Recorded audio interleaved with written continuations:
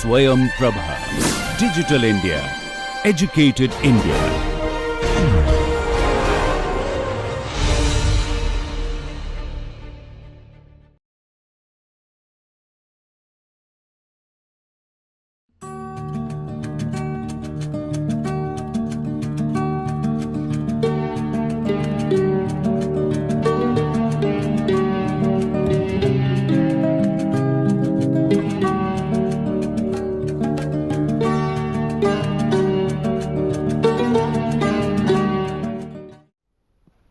Welcome back. In lecture 45, we will cover dynamic traffic assignment, and this is the final lecture in the traffic assignment module. So, the different concepts that will be covered in this particular lecture will be on dynamic nature of traffic, static versus dynamic assignment, then dynamic traffic assignment requirements, dynamic user equilibrium, then different dynamic assignment models, information required to run these models, and the process and solution procedure. And then we will look into the simulation approach, steps and parameters for running dynamic assignment models, and finally model validation and calibration process. So, to start with, of course, traffic is dynamic, but whenever we are developing the assignment models for unique equilibrium solutions, and then we start with certain assumptions. For example, the traveler has full knowledge of the generalized cost of travel on every link and route in the network. So, we call it a perfect information assumption. And then we also consider the delays on links, which is used which we model using a function, which is a function of flows for that particular link only, and we call it a separability assumption. And finally, there is a steady state assumption which says that the demand and flows during the model period do not change over time during that period. So, these are the different assumptions that we start with, but of course, traffic is dynamic and the demand varies over time, and there are real capacity constraints, and this capacity constraints lead to formation of queues at the intersections or the bottlenecks or any kind of bottleneck, and then it prevents traffic reaching their destinations during the model period. So, these are the issues that we really face, and these queues remain and they continue to grow. When the demand increases, the queue also increases, and when the demand actually comes down, then gradually the queues also come down, and ultimately the queue doesn't exist. So, this kind of queue formation and this nature of traffic actually doesn't gels with the assumptions that we have made for static equilibrium. So, new improvement assignment methods should consider certain characteristics, like we should consider the real capacity constraints of a particular corridor or a particular path or even a link, we can say. The storage capacity of links to handle queues, like how long the queues could be and and what effect it will have. Then queues remaining at the end of the modeling period, and some of these queues also spills to the next time period. So, that has to be also considered. So, these are the things that needs to be considered when we develop a dynamic traffic assignment model. So, let us compare, or let us rather look into both static models and dynamic models and see the basic differences. So, in terms of travel time and congestion, so in static model, when we are doing static equilibrium assignment, we are assuming that the travel time is more if volume to capacity ratio is greater than 1. Now, this is fine, but at the same time it is not directly correlated with any actual, it is not directly correlated with congestion. That means we are not considering speed, density or the queue length of a particular corridor or at a particular link. So, we are not considering all this. So, in a dynamic model, there is direct linkage between travel time and congestion, and we assume that if a link outflow is lower than the link inflow, then link density will increase. That means the density of this in the fundamental equation of speed, flow and density, their density is actually taken into consideration, and speed will decrease, resulting in increased travel time. So, that is the assumption. So, we are considering density over here. And congestion, when we are looking into the congestion spillback effect, we are not considering any kind of congestion spillback in the static model. We are just considering congested condition because of increased volume compared to capacity, but we are not considering any kind of congestion spillback. But whereas in the dynamic model, we would be considering this congestion spillback, and we also say that congestion at the exit node where there is a reduced link outflow is propagated upstream through the link onto the next link. So this is something which which is considered in a dynamic model. And then the FIFO rule, first in first out rule, this holds true for both dynamic and static models. The difference is all vehicles traveling on a link experiences the same travel time in the static model, whereas in the dynamic model we assume that all vehicles entering a link at a given point of time experience the same travel time. So that means the basis of dynamic equilibrium is whenever the vehicle is entering into the link and any other vehicles entering during that time period or that small that segment of time, for them the travel time would remain same, and we also assume equilibrium for that time period. So that becomes the dynamic equilibrium. So in addition, we also say that the lane separation part, no distinction between traffic conditions on different lanes of the same link. So because the function doesn't allows that, the vehicle density function.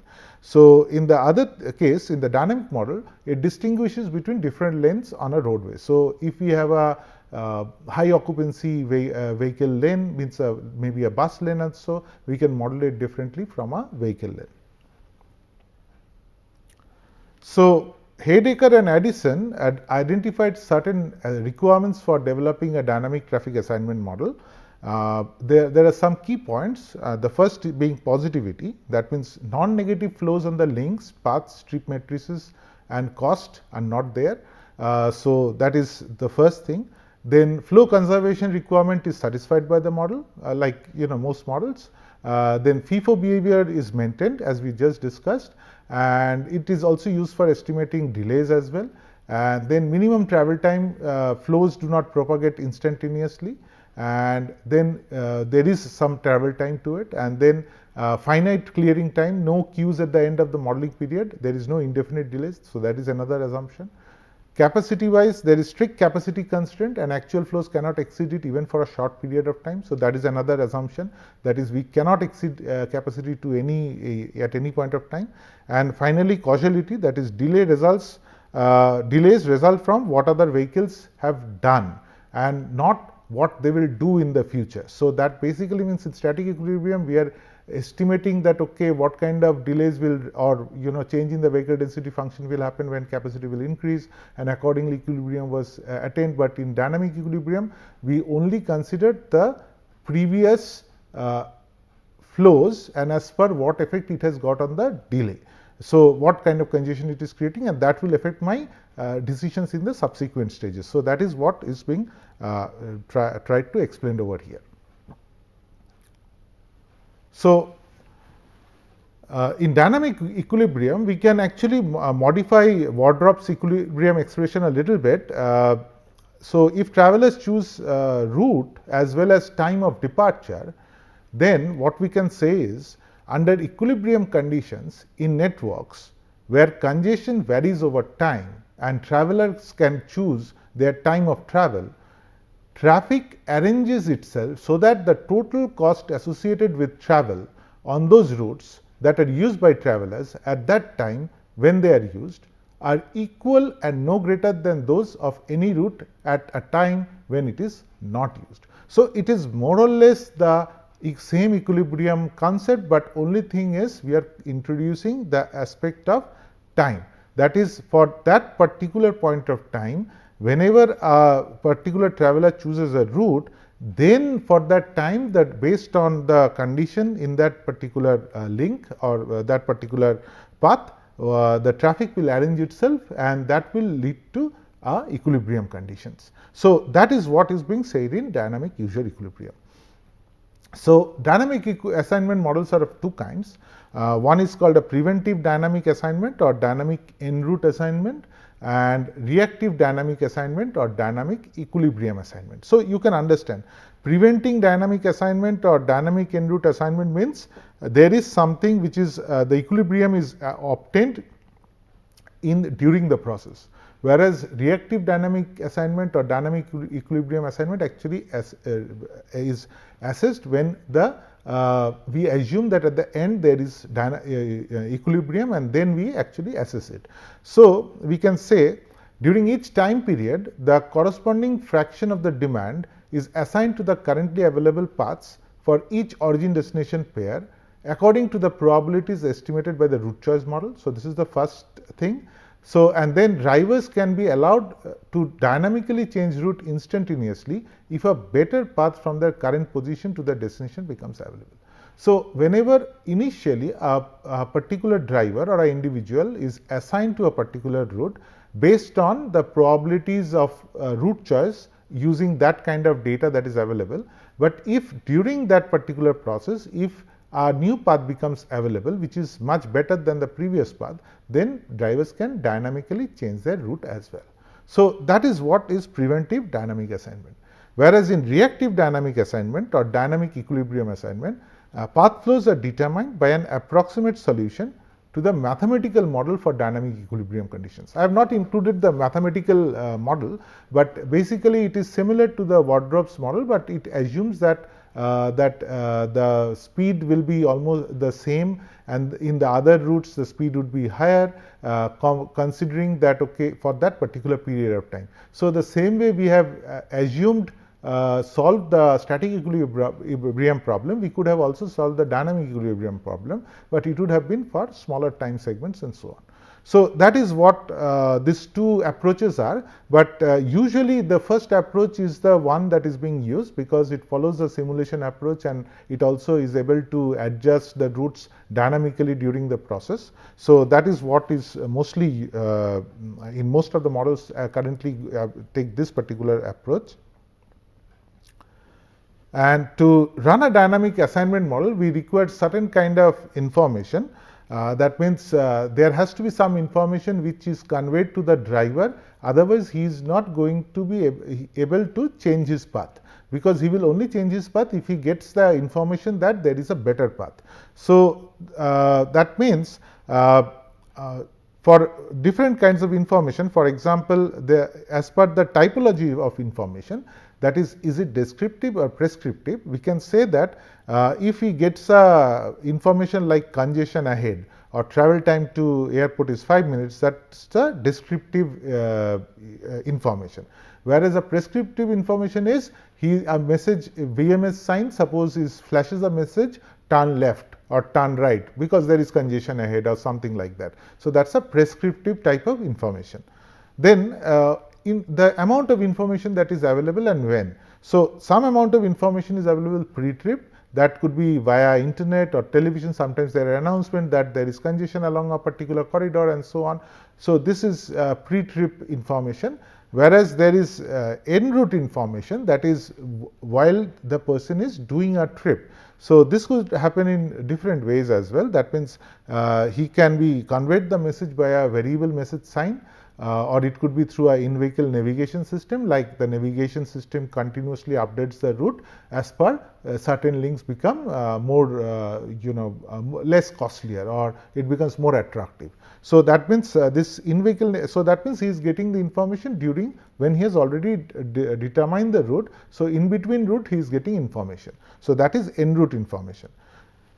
So when we talk about the time dimension of information, there are 3 time dimensions we can consider. For example, there is a historical data, that means based on network performance in all previous time periods with similar characteristics. So there is a certain pattern. So like for example, if we before our travel, if I give a search even in using the Google traffic, or navigation, that what is the travel time between 2 particular zones and what should be the best path in navigation, then I will get some predictions that is based on all information which is before. That means that all situations that has happened before. So it runs a predictive algorithm and it predicts that okay, what is the likely travel time and so on. So this is all historical data, and based on that I can take a decision. Now real time data or real time or current information like en route information that we are talking about, This is information on current network conditions. That means right now what is the situation. So even if I have started the trip, there could be a current update on the route or the congestion and so on. So that is current information. So this is real time information. And so that actually, even though you get a prediction from Google, it may give you a different prediction when you are in the route somewhere. So that is what it is. And then there is predictive or self-consistent information.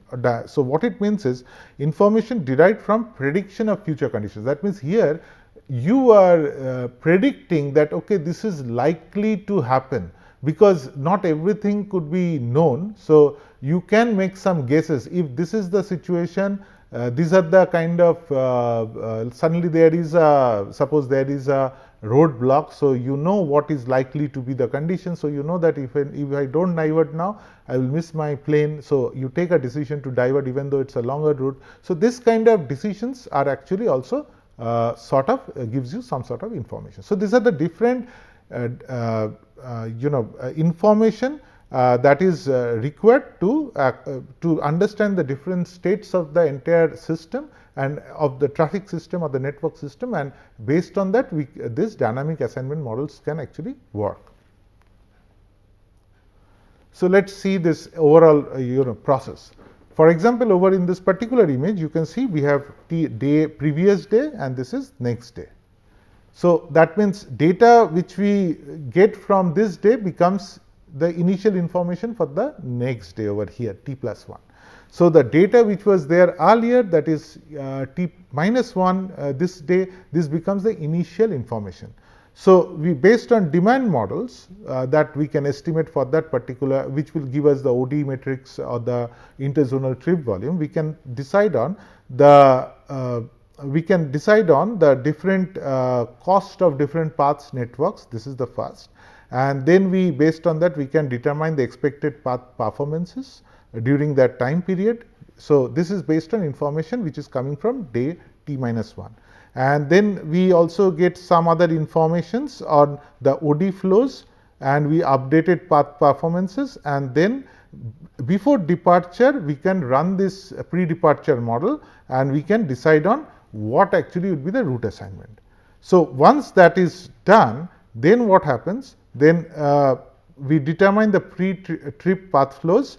Then some new information can come in, that is for example, over here we can see that there is en route path diversion model and then the path flows. So first there is basic information, based on that we have decided on the path, and then there is new information for which we can also again change the path en route, means during route we can change the path. So this is en route path diversion model, and then actually again the path flows are re-estimated. So pre-trip path flows and then again path flows after this en route diversions.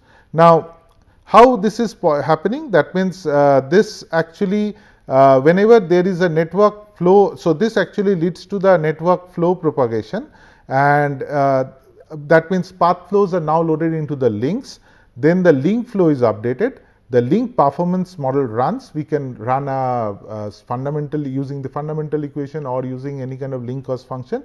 We can determine the new link travel time and cost, and that actually again affects the network flow or propagation.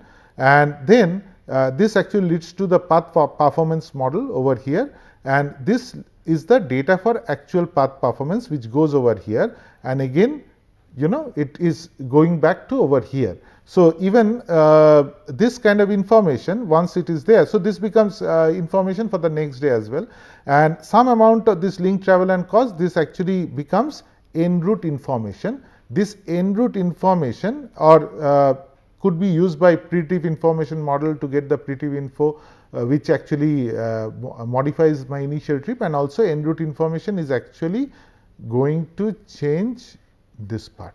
So that means so continuously what is happening, we are getting information even before we start the trip or during we are doing the trip, and based on my information, my the routes are determined, because I am getting information that this particular link has got a congestion, then another link has got a congestion. So we recompute the paths continuously, and once we do that, my trip volume is assigned to the particular path, and that actually leads to all, and when this is done for all vehicles and all, the network flow is determined, and from there network flow to link flow, and then link flow to, again this will lead to link travel and cost, which actually determines the new path performance model or the travel time in that particular path. So that becomes our en route information for some new vehicles, some existing vehicles, and it becomes pre-trip information for new vehicles joining into the system. So this is the overall dynamic assignment process, and all this information becomes next day's expected expected path performance for the next day. So before that gives us initial estimates for what is the travel time in the different links for the next day.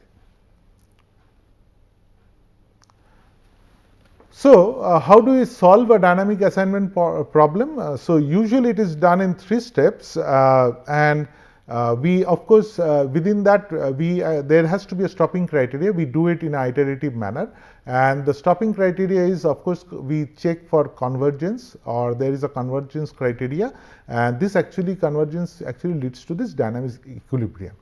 So first we determine network loading.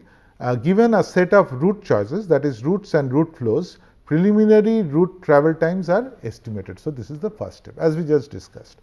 Then we update the path sets. Given the current route travel times, the new shortest route per OD pair and departure time interval are identified. So the route shortest pair between two origin and destination changes for each time interval, and that is depends on the travel times for that particular route, for that particular links and all.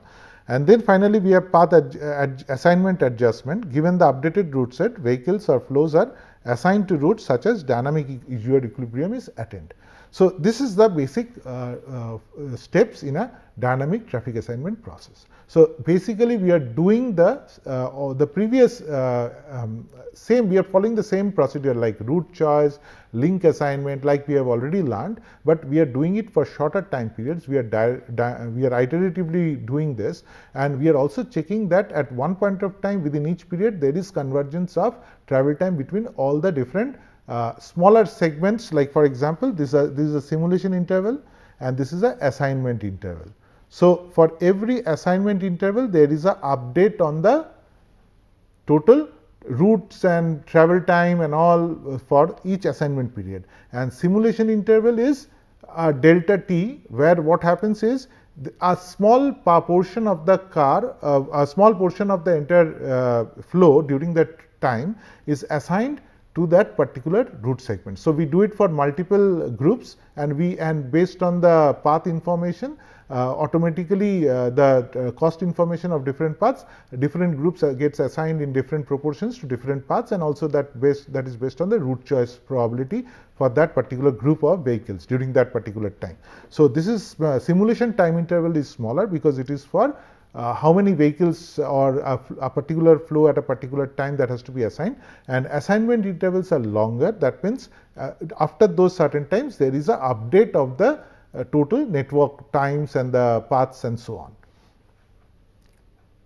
So we can see in this particular image. So first we do network loading over here, and then we have, and these are the assignment intervals 1, 2, 3 and so on in this way. And we gradually, simulation interval is whenever we are doing some amount of assignment of certain vehicles into this particular links, and we are estimating the flows and all. So first we determine array storing time varying travel time, intersection delay, etc. from different links. Next, path set is updated including latest time dependent shortest path, and you see this too is done iteratively in between. So this the entire process, of course there is a feedback over here. That means one paths are adjusted based on the path set update, then automatically array storing vehicles and assigned selected paths. This part, after path assignment we have this kind of array storing vehicles and assigned path, and that actually changes the network loading. and that eventually again changes the time varying travel times and so on. But within this we have a sub loop where we can see between these two particular steps like array storing time varying travel time, intersection delay and so on. That means we are measuring the travel time, and then based on that we are updating the paths. So this too is done iteratively for different vehicles, groups of vehicles, and until there is convergence. So that means there is dynamic equilibrium of travel time. That means travel time becomes same for the different routes in that particular time, this particular assignment period, and then once it stops we again move to the next part. So this actually elaborates it further. So you can see that these are newly generated vehicles coming in at different time periods. So this is the assignment period. So within this period these are the different groups of vehicles coming in, and once these groups of vehicles are coming in, so they are getting updated traffic information condition, and then they are getting instantaneous shortest path information. They update the shortest path, and this goes to newly generated vehicles for this time period. Like if I am sending this information over during this assignment period, it goes to newly generated vehicles which is joining during this time period. So this becomes their pre-trip information, and for en route info vehicles it becomes the information which they will use to update their routes or the choice of routes. So in simulation approach we regularly update and assign shortest routes based on prevailing traffic conditions to newly generated vehicles at the start of the trip, and in addition en route vehicles or a subset of vehicles re-evaluates. That means vehicles which belong to that particular group. That means that simulation time, I said that there is a small simulation time within that whatever group of vehicle is considered. So that subset of vehicles is re-evaluates the current route at each decision node based on current instantaneous link travel times, and then they update their particular route choice. So this happens continuously for each assignment time period, and automatically we come to a point when there are during each assignment time period there is equilibrium that is being there is equilibrium and dynamic equilibrium, and then we move on to the next time assignment period. So this is how the simulation proceeds. So just to take you through the different steps of the simulation in detail, first we need to calculate the initial shortest path for each OD pair using the defined initial cost, that is standard procedure, and then we evaluate the initial cost function for each link j, and j is subset j is one link among all the links, and cost of j is the initial cost that we consider, and apply the shortest path. Then we use the route choice module, and we apply the shortest path routine for each destination centroid D. That means for reaching every point D, we calculate the shortest path tree from every other origin, and that we actually save. And this is the then identify the shortest path from the shortest path tree for each OD pair from origin centroid to destination, and add this path to SP-con to Ki. So SP-con is that so that path S is added to this the shortest path tree this SP this one, and see then in step 1, once we have done that, so this is the first step, we initialize the simulation. Then in step 1 we simulate for a predefined time interval delta t, that is that small time interval that we talked about, and assign a fraction of the trips to the available path Ki. That small group of vehicles are assigned to the available path Ki between OD pair for delta t as per probability Pk into K, that is Ki which is a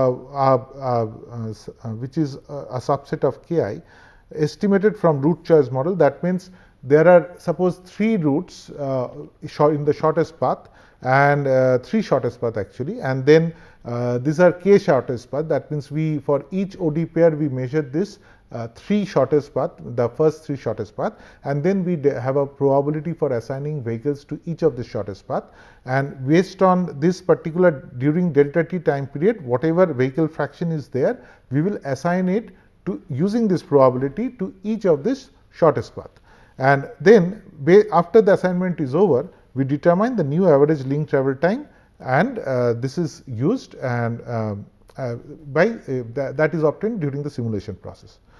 Then in step 2, what we do is we update the link cost function because new travel time has come in, and cost j is now the dynamic cost j because we are updating it, it is changing. And then based on this new cost, we calculate the shortest path tree SPTD for each destination centroid D using cost, same thing that we have done earlier, and then we identify the shortest path for the shortest path tree for each OD pair I. So again the same thing, and we add the path SPCon to Ki. So this new path is being added. Then we can assume that, once that means first we have, based on previous information, we assign the vehicles, and based on the delta t time period, a fraction of vehicles is being assigned, and then we update the travel time, and once we do that, we get new shortest path and all. Then this new shortest path information is sent using variable message sign and other channels, maybe internet or navigation system, to drivers, so that using that information they can dynamically change their route, reroute. And once that happens, then we can then do preventive dynamic assignment that we have already discussed, like if all the demand and then they can update their routes, and then we can also do reactive dynamic assignment as well. I'll just go back to the previous slide. So here I missed something. So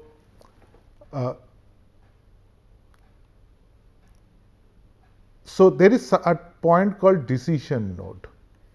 So each driver, during once he gets en route information, so what he does, he reevaluates the current route at each decision node. So he does it at a certain point. That means it could be a intersection from where he has option to diverge. So at each decision node, he will take that decision. He doesn't take it just like whenever he is just during any point. So it has to be a certain point. So once he gets the en route information, so then he takes a decision at a particular decision node, and then he may divert to a different route. So then once that route choice is done, then that means that diversion into a new route will happen from this particular decision node. Then we can either do preventive dynamic assignment or we can do reactive dynamic assignment. Reactive dynamic assignment we will solve using the equation. We will equate the different travel times for different group of vehicles, and then we will set equilibrium, and like we have solved earlier equilibrium solution. Or it could be preventive dynamic assignment like we just discussed in the previous step. Like we will update the travel time, we will do those diversions from that particular points, they will assign into new routes, and then again the travel time, everything will get updated, and so on. So this is the two steps that we can follow once this new information is updating the travel time information, and new routes and everything could be calculated, and so on. So this is the simulation procedure. Some important parameters which are used in the simulation. One is the cycle parameter. This parameter defines the time interval delta t used in used during this particular assignment process, and it is the interval between recalculations of the shortest path. So after each of this interval, we will recalculate the shortest path, and then this time interval is used to evaluate R gap function. This relative gap function is the one which is used in the convergence criteria. So basically R gap is the ratio of the total gap, that is how far the current assignment solution is, how far it is from the ideal shortest route time. That means to the total shortest, it is the ratio of the total gap to the total shortest path time. So that is what it is, and this is how, and what this total gap means how far away is the current assignment solution to the ideal shortest time. So that is how we are going to measure the total gap, and the ratio between total gap and the total shortest path time is the R gap. So when that value reaches a certain value, then we say that we have reached dynamic equilibrium. So then comes the number of intervals. Dynamic cost function of each link is evaluated using data observed during the simulation, that is link travel times, from the last number of intervals as said by the cycle parameter. So this number of this cycle parameter over here, it actually determines that how many intervals are going to be there and how many intervals will be kept in memory. That is what is being considered over here. Then the capacity weight, it is a user defined parameter to control the influence that the link capacity has on the cost in relation to travel time. So this is the weightage of that particular link. And then route choice model, this parameter determines the discrete choice model used during the simulation. Different route choice models are used. It could be proportional. We can proportionally divide the fractions of trips into the different route choices, or it could be a logit model, as we have already discussed earlier, or it could be a conditional logit model, or it could be a user defined route choice model based on any other strategy that the user undertakes. So this is the route choice model. And then we also need to understand how many shortest path we are going to save. So this KSP parameter defines the number of shortest path trees calculated per destination.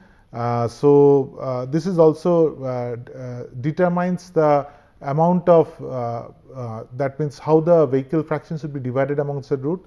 Then maximum number of SPT, that is how many number of shortest path tree per destination are kept in memory during the simulation. So that is another parameter. So this saves memory and improves the performance. And then maximum number of routes, that parameter also defines the maximum number of different paths used in the path selection process.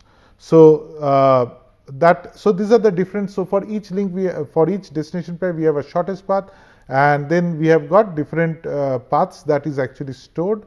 And then finally, we have model validation. So once we have run the simulation, we need to validate our model.